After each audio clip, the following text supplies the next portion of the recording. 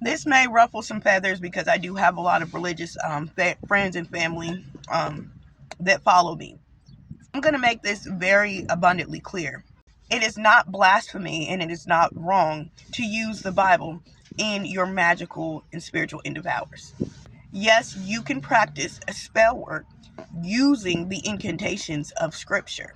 Yes, you can use the Bible in your magic, in your sorcery, in your spiritual practices and spells. Number one, a lot of Christians do not know this, but their Bible itself was written by mystics. No, you're not going to find these words written in black and white in the Bible.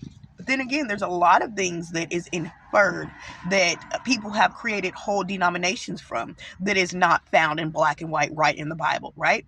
Context is key. But in this case, Christians are taught not to seek anywhere outside of the Bible for all of their information, all of their answers for life. Unfortunately, the Bible is written in such a way that you have to have outside resources to understand what is actually being said to you. This is why a lot of scriptures do not make any sense.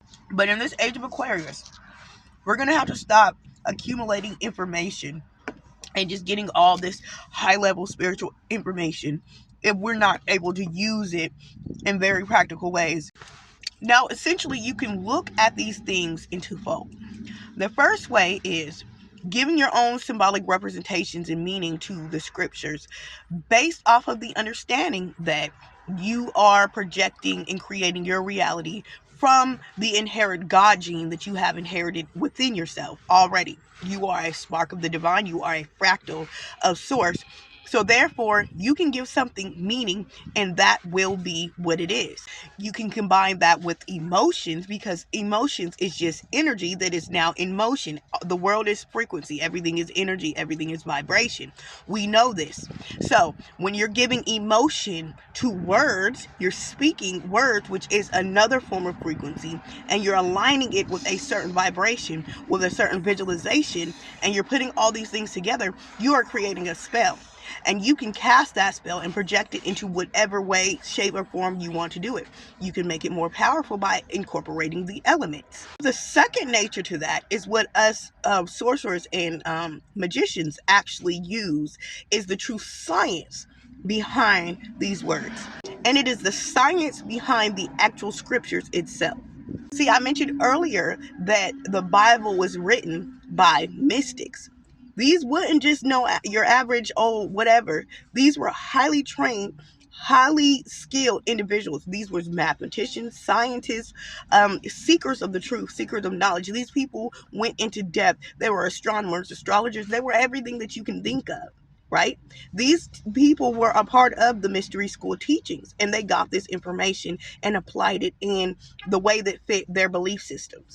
Go look up the term gematria and see how the ancient Kabbalists took words and translated them and transformed them into numbers, okay? Those numbers serve as energetic codes. And when you look at certain scriptures in the Bible, you can see these codes imprinted all throughout the scriptures. The scriptures is and can be used as life, as a life-giving book, if you apply certain esoteric and occult principles to what it is you're trying to do. They abstracted certain letters from each word in each scripture, in each sentence or each line of the scripture, and then they created this code out of it. And this code could be chanted, it could be meditated upon, it could be whatever, written out for you to imprint that code, energetic code, onto yourself and onto your auric field and cause that change to occur. Now, the book of Psalms is compacted with these codes. Pretty much every single book in the book of Psalms has a code to it, and you could use every single Psalms according to issues that are going on in your life right now to change those. Psalm 65, for instance, while meditating on the name of Yah, you can read this and cite this scripture like an incantation, and then go through each line one by one again, meditating on what this scripture can mean in your life in terms of overcoming blockages and shortcomings. It is said that if you repeat this in this manner every single day, things in your life will start to turn for the best in every outcome there is possible. There are so many more scriptures that is just like Psalm 65 that you can recite in the same way, meditating on a name, a sacred power name of God, or meditating on just the lines of the scripture itself.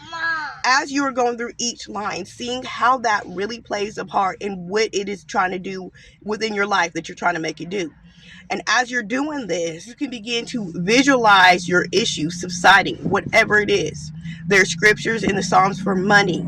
There's some for defeating your enemies. There's some for protection. There's some for everything. You guys are going to have to do the research and look up specific ones and what they mean from an ancient Kabbalistic standpoint in view, because there's plenty of information out there about that.